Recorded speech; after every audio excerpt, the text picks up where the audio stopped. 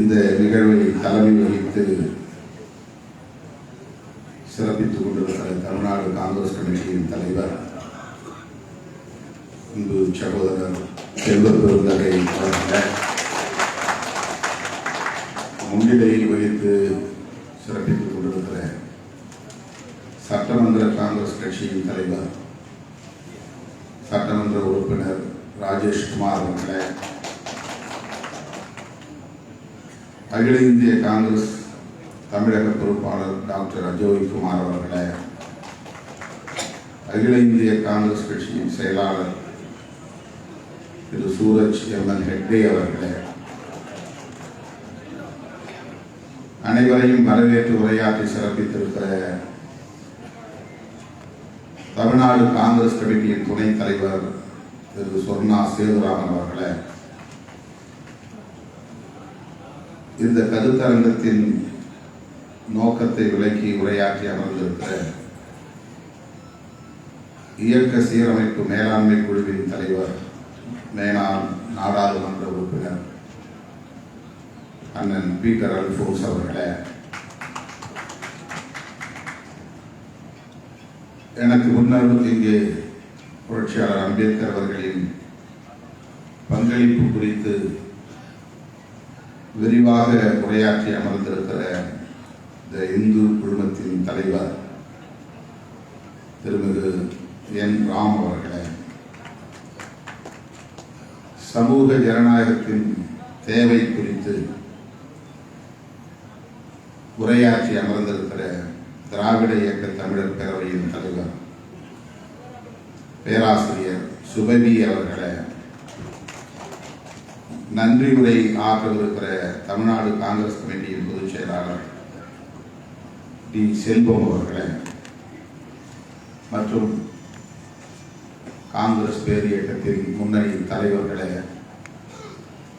திரளாக கூடியிருக்கிற காங்கிரஸ் இயக்க தொண்டர்களே,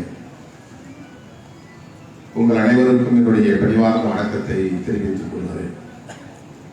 இந்த அரிய வாய்ப்பை எனக்கு வழங்கியமைக்காக தமிழ்நாடு காங்கிரஸ் கமிட்டிக்கு முதலில் என்னுடைய நன்றியை குறித்தாக்குகிறேன். நேரு அம்பேத்கர் அரசியல் சட்டம் மிகவும் தேவையான ஒரு காலச்சூழலில் இந்த கருத்தரங்கத்தை தமிழ்நாடு காங்கிரஸ் கமிட்டியின் சார்பிலே ஒருங்கிணைத்திருப்பது பாராட்டுதலுக்குரியது. அண்ணன் பீட்டர் அல்போன்ஸ் அவர்கள் இது குறித்து சில நாட்களுக்கு முன்பு என்னிடத்திலே சொன்னார். அவசியம் இதில் கலந்து கொள்ள வேண்டும் என்று கேட்டுக்கொண்டார். செல்வ பெருந்தகை அவர்களும் இதில் நான் பங்கேற்க வேண்டும் என்பதை வலியுறுத்தினார். ஆகவே இந்த அரிய வாய்ப்பை வழங்கிய உங்களுக்கு மீண்டும் ஒரு முறை என்னுடைய நன்றியை உரித்தாக்குகிறேன். அண்மையில் நடந்த குளிர்கால கூட்டத்தொடரின் போது காங்கிரஸ் பேரியக்கத்தின் மக்களவை தலைவர் மதிப்பிற்குரிய ராகுல் காந்தி அவர்களின் தலைமையில் இந்தியா கூட்டணி தலைவர்கள் நடத்திய ஆர்ப்பாட்டங்களை, பேரணிகளை நீங்கள் கண்டிருப்பீர்கள். நாடு முழுவதும் புரட்சியாளர் அம்பேத்கர் அவர்களை பற்றி பேசக்கூடிய அளவுக்கு அதனை வெளிச்சத்திற்கு கொண்டு வந்தவர். சனாதன சக்திகளின் அம்பேத்கர் மீதான வெறுப்பு அரசியலை வெளிச்சத்திற்கு கொண்டு வந்தவர் நம்முடைய இளம் தலைவர் ராகுல் காந்தி அவர்கள்.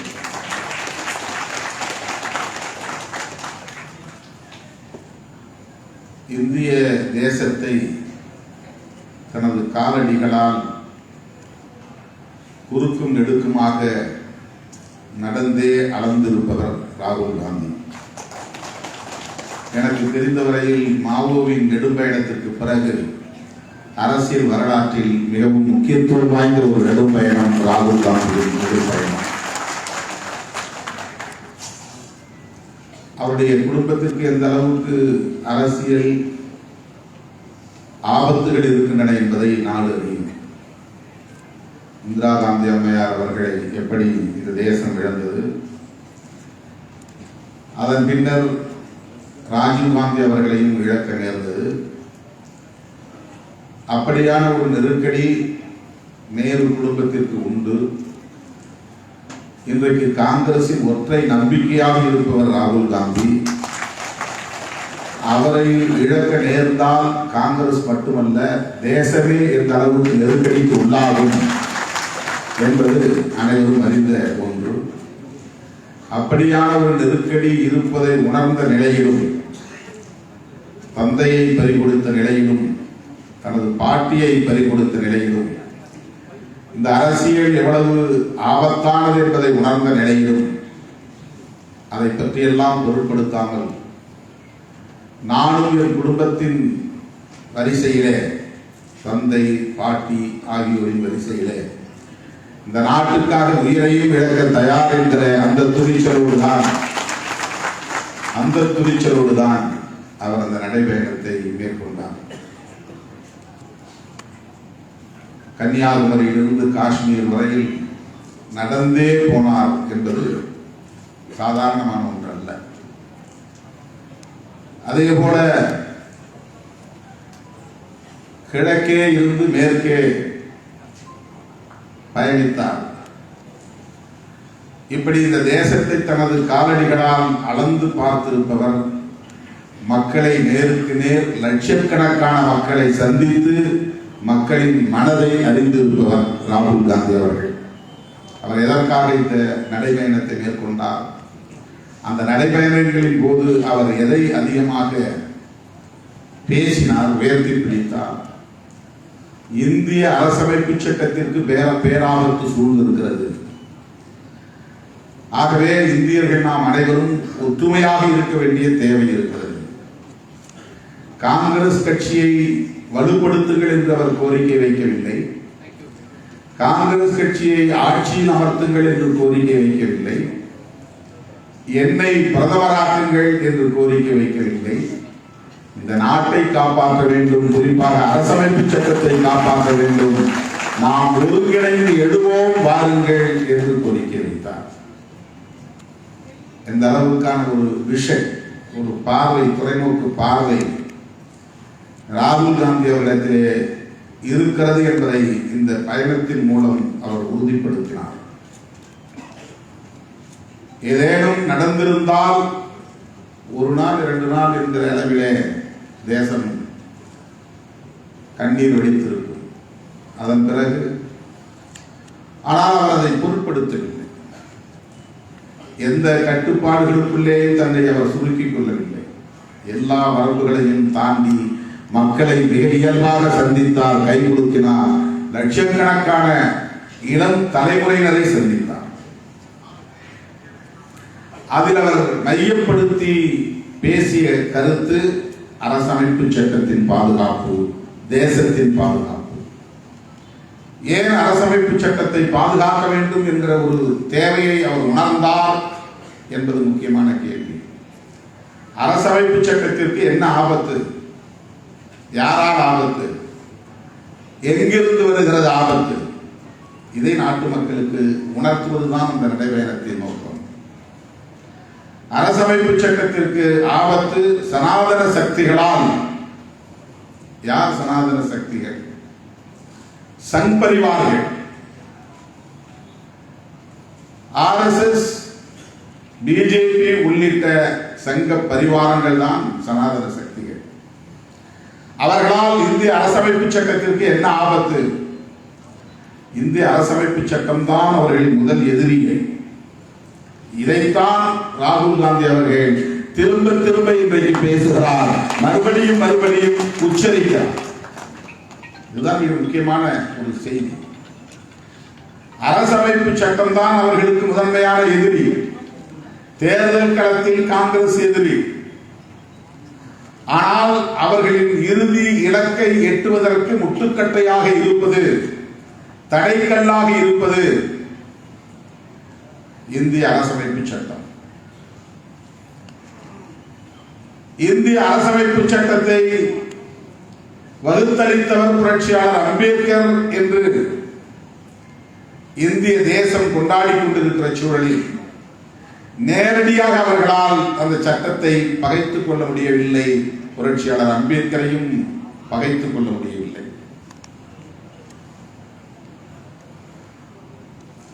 புரட்சியாளர் அம்பேத்கர் அவர்களை எதிரியாக பார்த்தால் அல்லது அரசமைப்பு சட்டத்தை எதிராக வைத்தால் கோடிக்கணக்கான பட்டியல் சமூகத்தினரையும் பழங்குடி சமூகத்தினரையும் பகைத்துக் கொள்ள நேரும், அரசியல் ரீதியான பாதிப்புகளை சந்திக்க நேரும் என்கிற அச்சம் ஒரு புறம். இன்னொரு புறம் காங்கிரசின் உயிர்ப்பு ஆற்றலாக இன்றைக்கு எஞ்சி இருப்பது பட்டியல் சமூகத்தினரின் ஆதரவும் பழங்குடி மக்களின் ஆதரவும் என்பதை சனாதன சக்திகள் நன்றாக அறிந்து வைத்திருக்கிறார்கள். சிறுபான்மை சமூகத்தினரும் பட்டியல் சமூகத்தினரும் பழங்குடி சமூகத்தினரும் தான் இன்றைக்கு காங்கிரசுக்கு பெருமளவிலே ஆதரவு நல்கி வருகிறார்கள். இது நாடறிந்த உண்மை, உலகறிந்த உண்மை. அதனால்தான் பாரதிய ஜனதா, RSS, விஸ்வ இந்து பரிஷத் உள்ளிட்ட எல்லா அமைப்புகளும் அம்பேத்கர் அவர்களை போற்றிக் கொண்டே புகழ்ந்து கொண்டே அரசமைப்பு சட்டத்தை மதிப்பதாக நடித்துக் கொண்டே பட்டியல் சமூகத்தினரின் பகையை தவிர்ப்பதற்குரிய முயற்சிகளை மேற்கொள்கிறார்கள். பட்டியல் சமூகத்தினரோடு ஏன் நேரடியான முரண்பாட்டை அவர்கள் வளர்த்துக் கொள்ள விரும்பவில்லை என்றால் அதற்கு பல காரணங்கள் உண்டு. அதில் முதன்மையான காரணம், காங்கிரசுக்கு இவர்கள் பெருமளவிலே வாக்களிக்கிறார்கள், அதை தடுக்க வேண்டும். அவர்களோடு உறவாடி அந்த தலைமையை, அந்த சமூகத்தினருக்கான தலைமைகளை தம்பயப்படுத்தி வைத்துக் கொண்டு அந்த வாக்குகளை அங்கே போக விடாமல் தடுக்க வேண்டும். இரண்டாவது நோக்கம், பெருமளவில் மதமாற்றம் நிகழ்வது பட்டியல் சமூகத்தில் இருந்துதான், பழங்குடி மக்களிடமிருந்துதான். கிறிஸ்தவர்களாகவும் சிறுபான்மை இஸ்லாமியர்களாகவும் மாறக்கூடியவர்கள், நாள்தோறும் மாறிக்கொண்டே இருப்பவர்கள் பட்டியல் சமூகத்தினரும் பழங்குடியினரும். இந்த மதமாற்றத்தை தடுக்க வேண்டும், இரண்டாவது நோக்கம். மூன்றாவது நோக்கம், புரட்சியாளர் அம்பேத்கரை இவர்கள் மிகப்பெரிய அளவிலே நம்பிக்கொண்டிருக்கிற சூழலில் அம்பேத்கரையும் அரவணைப்பதாக, அவரை போற்றுவதாக நாம் வைத்துக் கொண்டால்தான் இந்த வாக்குகளை நம் பக்கம் ஓரளவுக்கு திருப்ப முடியும் என்கிற நம்பிக்கை. ஆக வாக்கு வங்கி என்பது கூட இரண்டாவது தான். தங்களுக்கு சேர வேண்டும் என்பது கூட, காங்கிரசுக்கு வாக்களிப்பதை தடுக்க வேண்டும், மத மாற்றத்தை தடுக்க வேண்டும். அதற்காகத்தான் தலித்துகளோடு அவர்கள் நெருக்கம் காட்டுகிறார்கள், புரட்சியாளர் அம்பேத்கரை அவர்கள் போற்றுகிறார்கள். ஆனால் உண்மையிலேயே அவர்களின் முதன்மையான எதிரிகள் என்று வரையறுத்தால் முதலில் அரசமைப்பு சட்டம், இரண்டாவது புரட்சியாளர் அம்பேத்கர். இதுதான் சனாதன சக்தியின் உண்மையான பகை. அதற்கு என்ன காரணம்? இந்த அரசமைப்பு சட்டம் ஆயிரக்கணக்கான ஆண்டுகளாக இங்கே கட்டி காப்பாற்றப்பட்ட சமூக கட்டமைப்பை ஆயுதம் இல்லாமலேயே தகர்த்து வருகிறது. ரத்தம் சிந்தாமலேயே தகர்த்து வருகிறது. தலைகீழாக புரட்டி போடுகிறது. அப்படி என்ன இந்த அரசமைப்பு சட்டம் சொல்கிறது? இந்த அரசமைப்பு சட்டத்தின் ஆன்மா என்பதே the preamble of the constitution, manifesto of modern India. ஒரு புதிய இந்தியாவை கட்டமைப்பதற்கான அரசியல் அறிக்கை இது. a doctrine of modern India, புதிய இந்தியாவை கட்டமைப்பதற்கான கோட்பாடு. அது வெறும் லீகல் டாக்குமெண்ட் அல்ல, வெறும் சட்ட ஆவணம் அல்ல, ஐபிசி மாதிரியான ஒரு சட்டம் அல்ல, சிஆர்பிசி மாதிரி ஒரு சட்டம் அல்ல. அது வெறும் சட்ட ஆவணம் அல்ல, அது ஒரு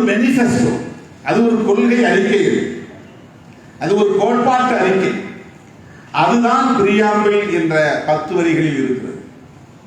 இந்த பிரியாம்பிள் யாரால் வகுத்தளிக்கப்பட்டது என்பதைத்தான் இங்கே பத்திரிகையாளர் திரு என் ராம் அவர்கள் எடுத்துரைத்தார். அதுதான் அப்ஜெக்டிவ் ரெசல்யூஷன்.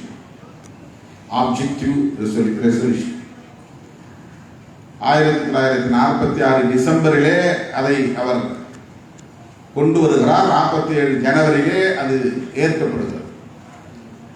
அதில் சொல்லப்பட்டிருக்கிற basic factors of the constitution, philosophy of the constitution, அதுதான் சனாதன சக்திகளுக்கு இருக்கிற நிறுவல். அதுதான் அவர்களுக்கு இருக்கிற பெரிய பிரச்சனை. உலகத்தில் எல்லா நாடுகளும் ஸ்டேட் ரிலிஜன் என்கிற அரச மதத்தை கொண்டிருக்கின்றன. பாகிஸ்தானுக்கு இஸ்லாம், இலங்கைக்கு புத்திசம், சைனாவுக்கு புத்திசம், மியான்மருக்கு புத்திசம், ஜப்பானுக்கு புத்திசம், அரபு நாடுகள் எல்லாம் இஸ்லாமை ஏற்றுக்கொண்டிருக்கிறது. அவங்களுடைய கான்ஸ்டிடியூஷன் ஸ்டேட் ரிலிஜனை டிக்ளேர் செய்திருக்கிறது. அப்படி என்றால் இந்தியாவுக்கு ஒரு ஸ்டேட் ரிலிஜன் வேண்டும். இது லாஜிக்கலி கரெக்ட். ஸ்டேட் ரிலிஜன் வேண்டும், அரச மதம் வேண்டும். இந்த இடத்தில் தான் நேரு, அம்பேத்கர், காந்தி 3 பேரும் ஒரு நேர்கோட்டில் இணைகிறார்கள், ஒரு புள்ளியில் உடன்படுகிறார்கள். இந்த 3 பேருமே 3 பேருக்குமே முரண்பாடுகள் இருக்கின்றன. நேருவுக்கும் காந்திக்குமே முரண்பாடு, இடைவெளி உண்டு. காந்திக்கும் அம்பேத்கருக்கும் முரண்பாடு உண்டு, நேருவுக்கும் அம்பேத்கருக்கும் முரண்பாடு உண்டு. அதுவும் கடுமையான முரண்பாடுகள் அம்பேத்கருக்கும் காந்தியடிகளுக்கும், அம்பேத்கருக்கும் நேரு, ஜவஹர்லால் நேரு. காந்தியடிகளுக்கும் நேருவுக்கும் என்ன முரண்பாடு என்றால், நேரு அவர்கள் காங்கிரஸ் கட்சியில் இருந்த ஒரு பகுத்தறிவுவாதி. அவர் ஒரு சனாதன சக்தி அல்ல. அவரிடத்தில் இந்த சனாதன சிந்தனை கிடையாது. மதவாதத்தை அவர் ஏற்பதில்லை, சாதியை அவர் ஏற்பதில்லை, டிஸ்கிரிமினேஷன் என்கிற பாகுபாட்டை அவர் ஏற்பதில்லை. காந்தியடிகள் இந்து மதத்தை ஏற்கிறார், சனாதனத்தை அவர் போற்றுகிறார், சாதி அமைப்பை அவர் ஏற்கிறார், தீண்டாமை கூடாது, அது பாவச் செயல் என்கிறார். ஆனால் ஜவஹர்லால் நேரு அவர்களுக்கு முழுமையாக இது உடன்பாடு கிடையாது. மத நம்பிக்கையோ, கடவுள் நம்பிக்கையோ, சாதி கட்டமைப்பு மீதான நம்பிக்கையோ, சாதியின் பெயரால், மாநிலத்தின் பெயரால் இருக்கிற பாகுபாடுகளையோ அவர் ஏற்றுக்கொண்டதில்லை. ஒரு முற்போக்கு சிந்தனையாளர் Jawaharlal Nehru was a radical force in the Congress party. அதுதான் ரொம்ப முக்கியமான விஷயம். இன்னைக்கு ராகுல் காந்தி என்ன வெளிப்படுகிறது என்றால், நேருவின் ஜெனடிக்ஸ், அவருடைய அந்த டிஎன்ஏ இங்கே வந்திருக்கிறது என்பதுதான். அதுதான் ராகுல் காந்தியிடம் வெளிப்படுகிறது. அவர்கிட்ட அந்த சனாதன எதிர்ப்பு என்பது இவ்வளவு தீவிரமாக இருப்பதற்கு காரணம், நேருவின் ரத்தம் ராகுல் காந்தியின் உடலில், அந்த குருதி அவருடைய உடலில் ஓடுகிறது என்பதுதான், அந்த டிஎன்ஏ அவருடைய உடலில் இருக்கிறது என்பதுதான் என்று நான் நம்புகிறேன். காந்தியடிகளுக்கு சனாதனத்தின் மீது நம்பிக்கை இருந்தது, ராமருடைய பக்தராக இருந்தார், சாதியின் மீது நம்பிக்கை இருந்தது. ஆனால் தீண்டாமை கூடாது, எல்லோரும் சமமாக வாழ வேண்டும், ஒருவருக்கு ஒருவர் மனிதநேயம் செலுத்த வேண்டும் என்கிற கருத்தை கொண்டவர். ஆனாலும் ஜவஹர்லால் நேருவை காந்தி உயர்த்தி பிடித்தார், நேரு காந்தியை வணங்கினார், மதித்தார். இதான் இன்டலெக்சுவல் மெச்சூரிட்டி. ஐடியாலஜிக்கல் கான்ட்ராடிக்ஷன் இருந்தாலும் கூட, எவ்வளவு கடுமையான கருத்தியல் முரண்பாடுகள் இருந்தாலும் கூட, மோதல் இல்லாத அளவுக்கு, பகைமை இல்லாத அளவுக்கு நட்புறவை பேணுவது என்பதுதான் இன்டலெக்சுவல் மெச்சூரிட்டி, அறிவார்ந்த முதிர்ச்சி என்பது. இந்த 2 பேரோடு முரண்படக்கூடிய கடுமையான முரண்பாடுகளை வெளிப்படுத்தியவர் புரட்சியாளர் அம்பேத்கர். காந்தியடிகளோடு முரண்படுவதற்கு இந்த காரணங்கள் இருக்கின்றன. சாதியை அவர் வேணுங்கிறாரு, தீண்டாமை தான் வேணாங்கிறாரு. நீங்க பழைய பாழடைந்த மாளிகைக்கு வண்ணம் பூச நினைக்கிறீங்க, ஹரிஜன் பேர் சூட்டினப்ப அம்பேத்கர் விமர்சிக்கிறார். என்ன ஹரிஜன் பேர் சூட்டுறீங்க? ஹரின்னா விஷ்ணு, ஜன் அப்படின்னா திருமாலுடைய பிள்ளைகள், கடவுளின் பிள்ளைகள். இவங்கெல்லாம் தீண்டப்படாதவர்கள் கிடையாது, இவங்க கீழ்த்தரமானவர்கள் கிடையாது, இவங்கெல்லாம் கடவுளின் பிள்ளைகள் அப்படின்னு காந்தி சொன்னப்போ அம்பேத்கர் கோபம் அவர் சொல்றார், ஒரு பாழடைந்த கட்டிடத்தை இடிச்சிட்டு புதிய கட்டிடம் கட்டணும்னு விரும்பாம அதுக்கு நீ வந்து பெயிண்ட் அடிக்க பாக்குறீங்க அப்படின்றாலும் கடுமையாக விமர்சனம் பண்ணியிருக்கிறேன். பூனாப்பேட்டில் நடந்ததெல்லாம் நீங்க உங்களுக்கு தெரியும். நேருக்கு நேராக போய் காந்தி கிட்ட வந்து சண்டையை போடுறாரு. நீங்களும் உங்க காங்கிரஸ் கட்சி இந்த தீண்டாமைக்கு என்ன செஞ்சிருக்கிறீங்க, இந்த சாதியத்தை எதிர்த்து என்ன செஞ்சிருக்கிறீங்க, ஒரு புத்தகமே போட்டிருக்காரு, எவ்வளவு பெரிய புக்கே போட்டிருக்காரு. What Gandhi and Congress done to untouchables அப்படின்னு ஒரு புத்தகமே இருக்கு. தீண்டப்படாத மக்களுக்கு காந்தியும் காங்கிரஸும் செய்தது என்ன, அவ்வளவு கடுமையான முரண்பாடு. ஆனாலும் காந்தியை அம்பேத்கர் மதித்தார், அம்பேத்கரை காந்தி மதித்தார். அதுதான் இன்டலெக்சுவல் மெச்சூரிட்டி. நேரு அவர்களோடு என்ன முரண்பாடு? ஜவஹர்லால் நேரு அவர்கள் ஒரு முற்போக்கான சிந்தனையாளர். ஆனால் எந்த இடத்திலே அவர் முரண்படுகிறார், பதவியை ராஜினாமா செய்கிறார் என்று சொன்னால் அதற்கு அவர் சொல்லுகிற 3-4 காரணங்கள். நான் வந்து ஒரு எக்கனாமிஸ்ட் அப்படிங்கிறது எல்லோருக்கும் தெரியும். ஆனால் பிளானிங் கமிஷன்ல யாரையோ மெம்பரா போடுறாரு, என்ன சேர்த்துக்கல. அவர் பிரஸ்ல சொன்னது பிளானிங் கமிஷன்ல நான் வந்து ஒரு வெல் நோன் எக்கனாமிஸ்ட், ஒரு பொருளியல் நிபுணர். ஆனா அந்த திட்டக்குழுடைய என்ன வந்து அவர் வந்து மெம்பரா போறது தயங்குறாரு, போட மாட்டேங்கிறார். தி கோட் ஆஃப் இந்து பில் என்கிற இந்து சட்ட மசோதாவை கொண்டு வந்து அதை விவாதத்திற்கு எடுத்துக்கொள்ள வேண்டும் என்று நான் தொடர்ந்து வலியுறுத்துகிறேன். அவர் விவாதத்திற்கே எடுத்துக்கொள்ள தயங்குகிறார். அதுதான் அண்ணன் சுபவி பேசும்போது சொன்னார், காங்கிரசுக்குள்ள கம்யூனிஸ்ட் சிந்தனையாளர்கள் இருந்தார்கள், சனாதன சிந்தனையாளர்கள் இருந்தார்கள். நேரு அவர்களுக்கு அந்த நெருக்கடி இருந்தது. அதை எடுத்துட்டு வரக்கூடாது காங்கிரஸ்குள்ளேயே எதிர்ப்பு. அதை இப்ப நான் 2009, 2014 சட்டம் நாடாளுமன்ற உறுப்பினராக இருந்த போது அவைகளே நான் பார்த்தேன். ஒரு பில் வந்துச்சு, ப்ரமோஷன் ரிசர்வேஷன் இன் ப்ரமோஷன் பில், பதவி உயர்வு இடஒதுக்கீடு. அதை வந்து எப்படியாவது நிறைவேற்றியே தீரணும் அப்படின்னு சோனியா காந்தி அம்மையார் விரும்பினாங்க. நாங்கள் நேரடியாக அவங்களோட அந்த ஃப்ளோர்லேயே இருந்தோம். ஆனால் அது நிறைவேற்ற முடியாமல் போச்சு. நான் சாயந்தரம் 7 மணி ஆனாலும் நான் உட்கார்ந்து அதை நிறைவேற்றி விட்டு தான் போவேன், நீங்க யாரும் ஒரி பண்ணிக்க வேண்டாம்னு சொல்லி உறுதியாக உட்கார்ந்தாங்க. லஞ்ச் கூட நான் போனேன்.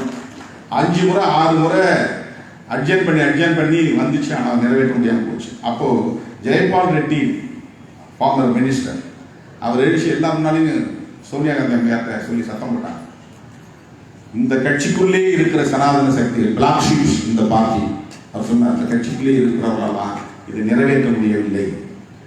ஒரே ஒரு எம்பியாவது தலித் சப்போர்ட் இல்லாம ஜெயிக்க முடியும் அப்படின்னு சொல்லுங்க, யாராவது சொல்ல முடியுமா அப்படின்னு சோனியா காந்தி அம்மையார் நேரடியாக கேட்டாங்க.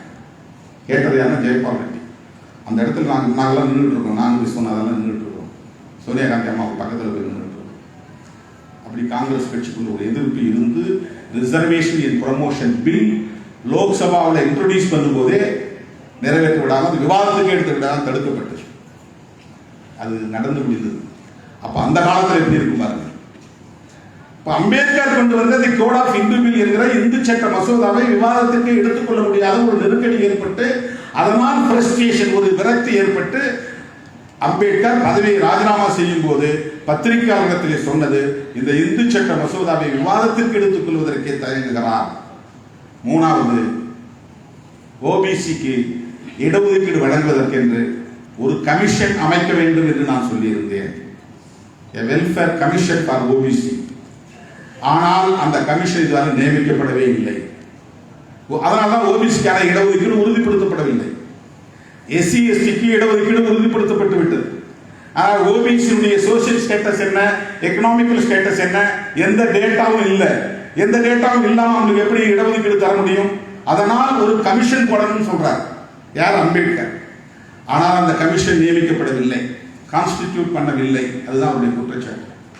இந்த முரண்பாடுகள் நேரு அவர்களோடு உண்டு. ஆனால் அதே ஜவஹர்லால் நேரு அவர்கள் அந்த வருத்தத்திலே அம்பேத்கர் பதவியை ராஜினாமா செய்துவிட்டு போனாலும் அதன் பிறகு அந்த கோட் ஆஃப் இந்து பில்லில் என்னென்ன சொல்லப்பட்டதோ அவை அனைத்தையும் தனித்தனியே பிரித்து 4 சட்டங்களாக நிறைவேற்றலாம். அந்த ஒரே பில்லா கொண்டு வந்து நிறைவேற்றவில்லை. ஆனால் அவை அனைத்தையும் Hindu marriages act 1956, Hindu succession act 1956, Hindu adoption and maintenance act 1956, Hindu minorities act and guardianship, Hindu minorities and guardianship act, இந்த 4 சட்டங்கள் தான் தி கோட் ஆஃப் இந்து பில் என்கிற சட்ட தொகுப்புக்குள்ளே இருந்தது. ஒரே சட்ட மசோதாவாக இருந்தது. இதை அன்றைக்கு விவாதிக்க முடியவில்லை, தோற்று போனது என்ற நிலையில் அதை மறுபடியும் தன்னுடைய இன்டலெக்சுவல் ஸ்கில், அறிவாற்றலை பயன்படுத்தி ஜவஹர்லால் நேரு அவர்கள் எதிர்ப்பை தனித்து குறைத்து அதை நிறைவேற்றி காட்டியவர் ஜவஹர்லால் நேரு அவர்கள். இதுதான் அம்பேத்கருக்கு நேருக்கும் இடையிலே இருந்த அறிவார்ந்த உறவின் நிலை. 2 பேரும் எப்படி ஐடியாலஜிக்கலா கோயின்சிட் ஆகிறாங்க, பொருந்தி போகிறார்கள் அப்படிங்கிறதுக்கு இதெல்லாம் சான்று. அதை விட முக்கியமாக இந்த பிரியாம்பில் இருக்கிற முக்கியமான 4 pillars, 4 pillars of the constitution, மிக முக்கியமாக சோசலிசம், செக்யூலரிசம், ஃபெடரலிசம், புளூரலிசம், இந்த 4 தத்துவங்கள் இந்திய அரசமைப்பு சட்டத்தின் அடிப்படை கோட்பாடுகள்.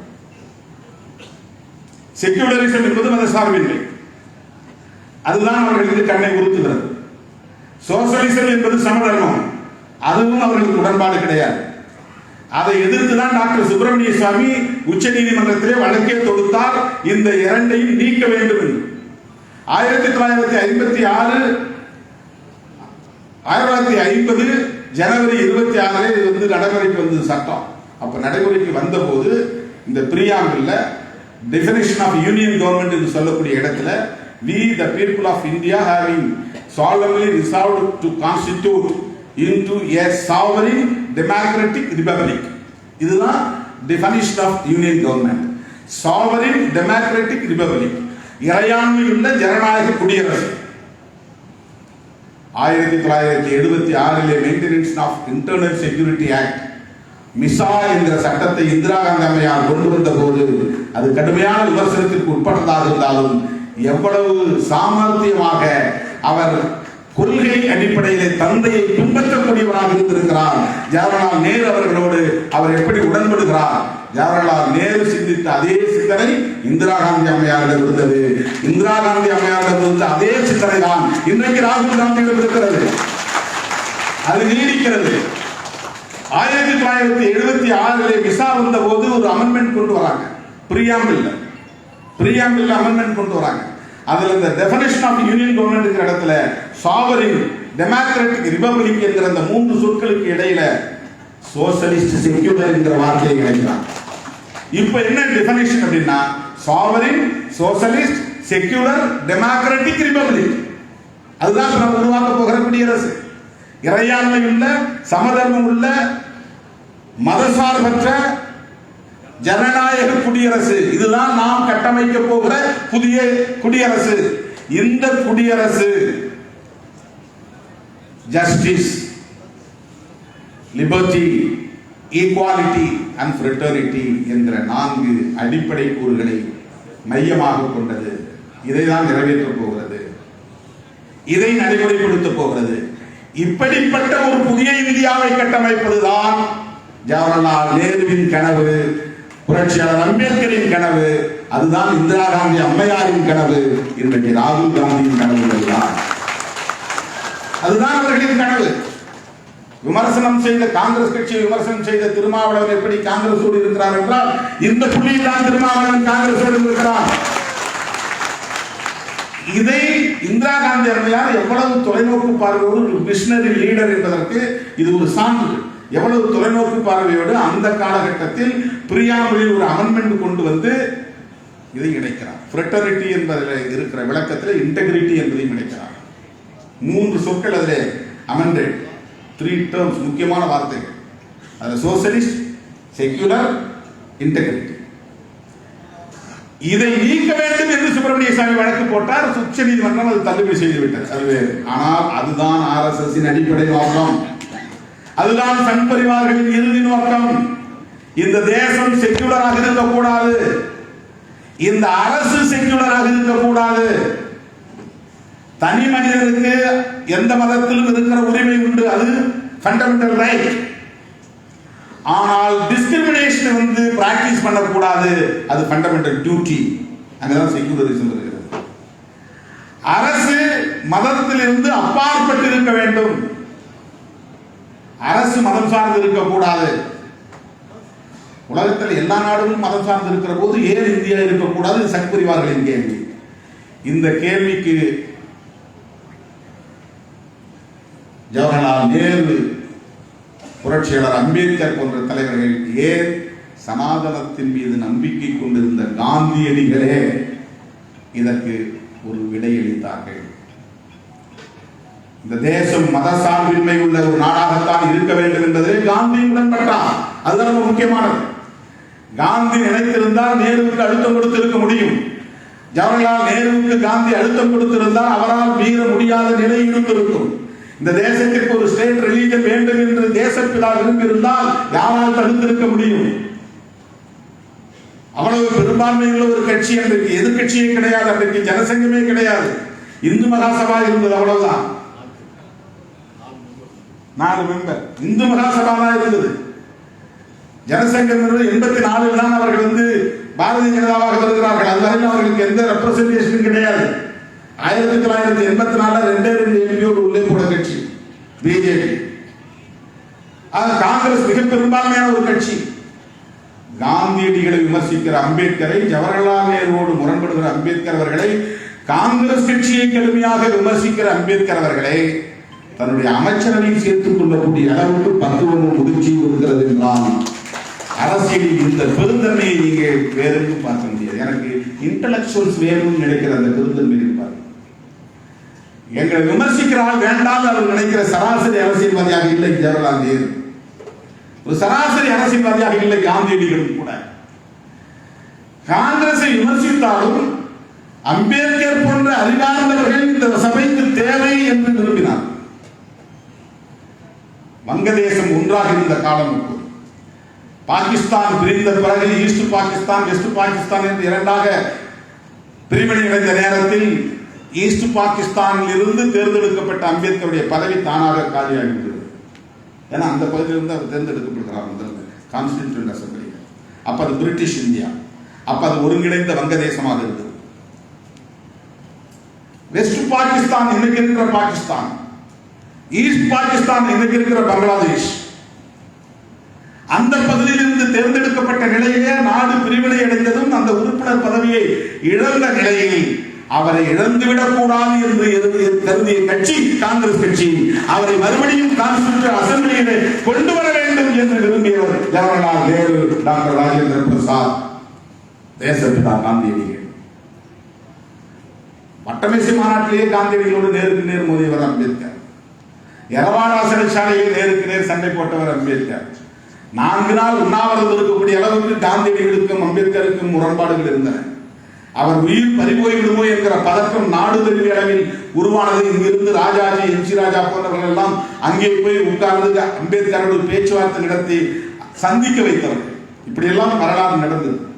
இவ்வளவு கடுமையாக முரண்பட்ட அம்பேத்கர் அவர்களை வர வேண்டாம், விட்டுருங்க அப்படின்னு நினைக்கல காங்கிரஸ். மறுபடியும் அவரை வெற்றி பெற வைத்து அரசியல் நிர்ணய சபைக்குள்ளே கொண்டு வந்து அவரை டிராப்டிங் கமிட்டி சேர்மன் ஆக்கக்கூடிய அளவுக்கான ஒரு முயற்சி, ஒரு பெருந்தன்மை. இனம் இனத்தோடு சேரும், கற்றோரை கற்றோரை காமுறுவர் என்பதற்கு ஒப்ப ஜவஹர்லால் நேரு முற்போக்கு சிந்தனையாளர். அதனால் அம்பேத்கரை அவருக்கு பிடித்திருந்தது. அவரை தன்னுடைய அமைச்சரவையில் இணைத்துக் கொள்வதற்கு எந்த எதிர்ப்பும் தெரிவிக்கவில்லை.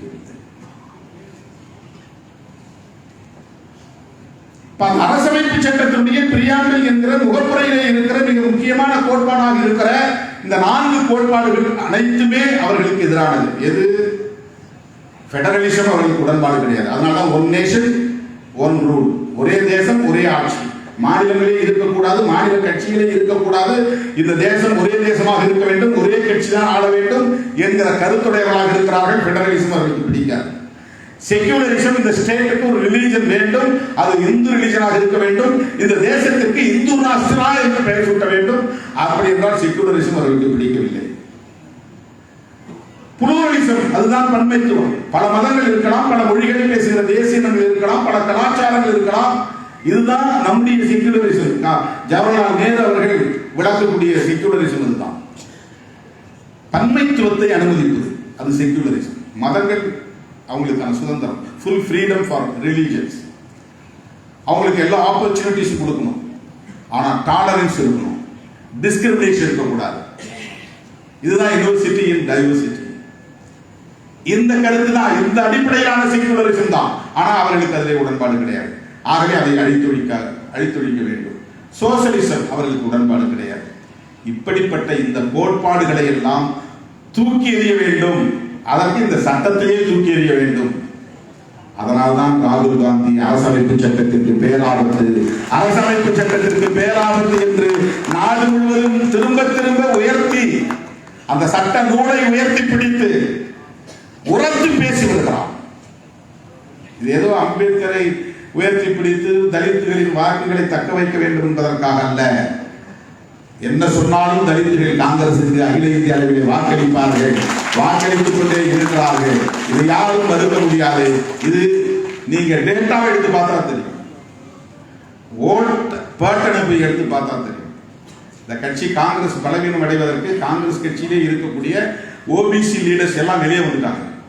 வெளியே வந்து கட்சியை உருவாக்கி காங்கிரஸ் ஓட் பேங்க் அவங்க தான் டைவர்ட் பண்றாங்க. ஒவ்வொரு மாநிலத்திலும் தனித்தனியாக போய் மாநில கட்சிகளை உருவாக்கி காங்கிரஸ் அடிப்படையான வாக்கு வங்கியை, ஓபிசி வாக்கு வங்கியை அவங்க சுவீகரித்துக் கொண்டார்கள். காங்கிரசுக்கு வழக்கமாக போட்டுக் கொண்டிருந்த ஓபிசி வாக்குகள் மாநில கட்சிகளாக உருவான புதிய கட்சிகளுக்கு, காங்கிரசிலிருந்து உருவான திரிணாமுல் காங்கிரஸ், காங்கிரசிலிருந்து உருவான தேசியவாத காங்கிரஸ், காங்கிரசிலிருந்து உருவான, இப்படி நீங்க கணக்கு போட்டுட்டே போகலாம். இந்த கட்சிகளால் தான் காங்கிரஸ் பலவீனம் அடைந்தது, காங்கிரசுடைய வாக்கு வங்கி பலவீனம் அடைந்தது. ஆனால் காங்கிரஸ் மீதான நம்பிக்கை இன்னும் தலித்துகளுக்கும் பழங்குடி மக்களுக்கும் மைனாரிட்டிஸ் என்ற சிறுபான்மையினருக்கும் இன்னும் இருக்கிறது. அந்த ஓட்டு பேங்க் போகல, அது டைவர்ட் ஆகல. இதுதான் காங்கிரஸ்காரர்களுக்கு எரிச்சலாக இருக்கிறது. காங்கிரஸ் பலவீனப்படுத்தணும்னா தலித்துகளை கன்சால்டேட் பண்ணக்கூடாது, அது விட்டுறக்கூடாது, காங்கிரஸ் பக்கம் விட்டுறக்கூடாது, அதை உடைச்சு வெளியே கொண்டு. இப்ப அம்பேத்கர் எழுதிய அரசமைப்பு சட்டம், ஜவஹர்லால் நேரு முன்மொழிந்த பிரியாம்பிள், தி ஆப்ஜெக்டிவ் ரெசல்யூஷன், இதுல இருக்கிற செய்திகள், இதை வந்து ஒரு ரெசல்யூஷனா கொண்டு வந்தது ஜவஹர்லால் நேரு. இதுல இருக்கிற லிபர்ட்டி, ஈக்வாலிட்டி அண்ட் ஃப்ரெட்டர்னிட்டி என்கிற இந்த மூன்று மந்திர சொற்களையும் நான் பிரெஞ்சு புரட்சி முழக்கங்களிலிருந்து எடுத்ததாக பலரும் விமர்சனம் செய்கிறார்கள். அவர்களுக்கு நான் ஒன்றை சொல்லிக் கொள்வேன், இவற்றை நான் என் குருநாதர் பகவான் புத்தரிடமிருந்து எடுத்துக்கொண்டேன் என்று சொல்றார். பௌத்த கருத்துக்களின் மீது ராகுல் காந்திக்கு ஒரு காதல் இருக்கிறது. அவருக்கு அந்த கருத்தில் மிக முக்கியமான ஒரு ஈடுபாடு இருப்பதை என்னால் உணர முடியுது. ஒரு 45 நிமிஷம் அவரோட பேசக்கூடிய வாய்ப்பு கிடைச்சது. நீண்ட நேரம் புத்திசத்தை பற்றி தான் பேசிக்கிட்டு இருந்தார், புத்திசத்தை பற்றி தான் பேசிக்கிட்டு இருந்தார். ஏன்னா புத்திசம் என்பது ஒரு ரிலீஜன் அல்ல, அது நம்முடைய கான்ஸ்டிடியூஷனாக இருக்கிறது. அந்த 3 சொற்கள் தான் Buddhism, liberty, equality and fraternity, அதுதான் புத்திசம், அதுதான் கான்ஸ்டிடியூஷனுடைய டாக்டரினாக இருக்குது. அதைத்தான் ஒரு அப்ஜெக்டிவ் ரெசல்யூஷனாக ஜவஹர்லால் நேரு அவர்கள் கொண்டு வந்தார். ஆக நேருவின் சிந்தனையும் அம்பேத்கரின் சிந்தனையும் காந்தியின் சிந்தனையும் ஒரு நேர்கோட்டில் இருந்ததால் தான் இப்படிப்பட்ட ஒரு கான்ஸ்டிடியூஷனை நம்மால் கொண்டு வர முடிந்தது.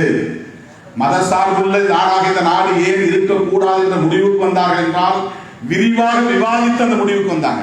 எல்லா நாட்டுக்கும் ஸ்டேட் ரிலீஜன் போது இருக்கலாம், ஆனால் ஏன் இருக்கவில்லை என்றால் இதை மட்டும் நான் சொல்லி முடிக்கிறேன். ஏன் என்றால் இந்த தேசத்தின் அரச மதமாக எந்த மதத்தை அறிவிக்க முடியும்? இந்தியாவிலே இந்து மதம் இருக்கிறது, கிறிஸ்துவ மதம் இருக்கிறது, இஸ்லாம் இருக்கிறது, பௌத்திசம் இருக்கிறது, ஜெயினிசம் இருக்கிறது, பார்சி இருக்கிறது. இதுல எந்த மதத்தை ஸ்டேட் ரிலீஜனாக அறிவிக்க முடியும்? இந்து ரிலீஜன் தான் அறிவிக்க முடியும். ஆனால் நேச்சுரலி, அன்பார்ச்சுனேட்லி, இந்த ரிலீஜன் தான் டிஸ்கிரிமினேட்டரி ரிலீஜனாக இருக்கிறது, பாகுபாடு நிறைந்த ஒரு மதமாக இருக்கிறது. பிறப்பின் அடிப்படையிலே ஆண் உயர்ந்தவன் பெண் தாழ்ந்தவன் என்கிற டிஸ்கிரிமினேஷன் இந்த மதத்தில் மட்டும்தான் உலகத்தில் தோன்றிய மதங்களில் இருக்கிறது. ஃப்ரெட்டர்னிட்டி இல்லை, ஈக்வாலிட்டி இல்லை, லிபர்ட்டி இல்லை. இங்க போகாத, அங்க போகாத, செருப்பு போடாத, குளத்துல இறங்காத, கோயிலுக்குள் நுழையாத, நோ லிபர்ட்டி. ஆனா கான்ஸ்டிடியூஷன் லிபர்ட்டியை உறுதிப்படுத்துகிறது. இந்த கான்ட்ராடிக்ஷன் இருக்குது. ஆகவே அரசமைப்பு சட்டமே இந்து மதத்தை அரசு மதமாக அறிவித்து விட்டால் இந்த பாகுபாடுகளை அரசமைப்பு சட்டமே அங்கீகரித்ததாகிவிடும். எனவே அதை அறிவிக்க அவர்களுக்கு உடன்பாடு இல்லை. இது அம்பேத்கரின் விருப்பம் மட்டுமல்ல, பண்டிட் ஜவஹர்லால் நேருவின் விருப்பம். இது அம்பேத்கர் அவர்களின் விருப்பம் மட்டுமல்ல, திருமதி இந்திரா காந்தி அம்மையாரின் விருப்பம். அதனால்தான் எதிர்காலத்தில் இப்படிப்பட்ட சனாதன கும்பல் வருவார்கள் என்று அவர் உணர்ந்து முன்னுணர்ந்து அரசமைப்பு சட்டத்தின் பிரியாம்பிளில் அம்பேத்கரே வேண்டாம் என்று இருந்த நிலையில ஜவஹர்லால் நேரு கூட இது ஸ்டேட் ரிலீஜன் இல்லாத மதம், எனவே இது செக்யூலர் ஸ்டேட் தான், இதை தனியே பிரியாம்பிளில் சொல்ல வேண்டிய தேவையில்லை என்று இருந்த சூழலில் இல்லை இல்லை இதை வைத்தாக வேண்டும், வெளிப்படையாக வைத்தாக வேண்டும் என்று கருதி அதை கொண்டு வந்தவர், திருத்தி வைத்தவர் இந்திரா காந்தி அம்மையார். அந்த பிரியாம்பிளிலிருந்து அமெண்ட்மென்ட் கொண்டு வந்து இப்படிப்பட்ட சனாதன கும்பல் எதிர்காலத்தில் வருவார்கள், இந்த கான்ஸ்டிடியூஷனுக்கு ஒரு பெரிய ஆபத்து வரும், மிகப்பெரிய ஆபத்து வரும் என்பதை முன்னுணர்ந்து 76 அந்த காலகட்டத்தில் மிசா இருந்தபோது இந்த இரண்டு முக்கிய கோட்பாடுகளையும் எழுத்துப்பூர்வமாக வெளிப்படையாக பதிவு செய்தவர் இந்திரா காந்தி அம்மையார். எனவே இந்த தேசம் இன்றைக்கு சுதந்திர காற்றை சுவாசிக்கிறது என்றால், சகோதரத்துவத்தை நோக்கி பயணிக்கிறது என்றால், சமத்துவத்தை தேடி வீறுநடை போடுகிறது என்றால், அதற்கு புரட்சியாளர் அம்பேத்கரோடு பண்டிட் ஜவஹர்லால் நேரு அவர்கள் செய்த மிகப்பெரும் பங்களிப்பு, அவருடைய முற்போக்கு சிந்தனை, அவருடைய பகுத்தறிவு கருத்தியல், ரேடிக்கல் தாட்ஸ், ரேஷனல் தாட்ஸ், அவரிடத்தில் இருந்த அந்த முற்போக்கான ஜனநாயக சிந்தனை தான் அம்பேத்கர் அவர்களின் சிந்தனையோடு பொருந்தி போனது. காந்தியடிகள் உயிரிழந்ததே இந்த செக்குலரிசத்துக்காக தான். நான் அடிக்கடி இஸ்லாமியர்கள் சொல்லுவேன், இஸ்லாமியர்கள் ஒரு தலைவரை தூக்கி கொண்டாட வேண்டும் என்றால் அது காந்தியடிகள் தான். சிறுபான்மையினரின் பாதுகாப்புக்காக அவர் என்ன செஞ்சாங்க, ஒன்று மட்டும் சொல்லி முடிக்கிறேன். 4 பிரிவினை நடந்து போச்சு, பிரிவினை கூடாதுன்னு நினைச்சார், பிரிஞ்சு போச்சு, வன்முறை வெடிக்கிறது, ரத்த ஆறு ஓடுகிறது, லட்சக்கணக்கான மக்கள் படுகொலை செய்யப்படுகிறார்கள். இந்த நேரத்திலும் காந்தி ஒரு உண்ணாவிரதம் இருந்தார். எதுக்காக உண்ணாவிரதம் இருந்தார்னா, ஜவஹர்லால் நேருக்கு ஒரு டிமாண்ட் வைக்கிறார், நீங்க இன்ஸ்டால்மெண்ட் பேசிஸ்ல பாகிஸ்தானுக்கு தர வேண்டிய தொகையை, கடைசி தவணையை இன்னும் ஏன் தரவில்லை, ஒரு டிலே ஆகும், அந்த கடைசி தவணையை டிலே செய்யக்கூடாது, தாமதிக்க கூடாது, உடனடியாக அந்த ஃபண்டை ரிலீஸ் பண்ணணுங்கிறதுக்காக ஒரு உண்ணாவிரதம் இருந்தார். அதுதான் ஆர்எஸ்எஸ்க்கு ஆத்திரத்தை எழுப்பியது. நீ பாகிஸ்தானுக்கு நிதியை கொடு, அவன் தான் பிரிச்சு கொடுத்துருக்கல, அவன் வேற கண்ட்ரி, வேற நாடாயிட்டான், அவனுக்கு இந்த தேசம் ஒப்புக்கொண்ட தொகையை, கடைசி தவணையை திருப்பி தர வேண்டும் என்று சொல்லி ஸ்டேட் ரிலீஜனை ஏற்றுக்கொள்ளவில்லை. இது ஆர்எஸ்எஸ்க்கு ஆத்திரம், சாவர்கருக்கு ஆத்திரம். அதனால்தான் அவருடைய மாணவன் நாத்துராம் கோட்சேவை இதற்கு தயார் செய்தார்கள். அவர் இந்து மதத்தின் மீது பற்றுள்ளவர், அதிதீவிரமான ராம பக்தர், சனாதனத்தின் மீது பிடிப்புள்ளவர், சாதிய கட்டமைப்பும் இறைவனால் உருவாக்கப்பட்டது என்று சொன்னவர், தீண்டாமை பாவச் செயல் என்ற விமர்சனத்தை தாண்டி மத சாதி சமூகத்தின் மீது அவருக்கு நம்பிக்கை இருந்தது. ஆனாலும் அவரை ஆர்எஸ்எஸ் சுட்டுக் கொண்டதற்கு காரணம் because of secularism. Only one term. செக்யூலரிசத்தின் மீது காந்தியடிகளுக்கு இருந்த நம்பிக்கையும் இருந்த பிடிப்பும் இருந்த உறுதியும் தான் அவரை சுட்டு படுகொலை செய்வதற்கு காரணமாக அமைந்தது. எனவே மதவெறி கூடாது என்பதற்காகத்தான் இந்திரா காந்தி அம்மையார் படுகொலை செய்யப்பட்டார். மதவெறியால் இந்த நாடு பிளவுபட்டு விடக் கூடாது என்பதற்காகத்தான் அவர் தீவிரமான நடவடிக்கை மேற்கொண்டார். அதே போல மதவெறி இந்த நாட்டை ஆக்கிரமித்து விடக்கூடாது என்பதற்காக மதசார்பின்மையை ஏற்றுக்கொண்டவர் காந்தியடிகள் என்பதனால் காந்தியடிகள் படுகொலையானார்.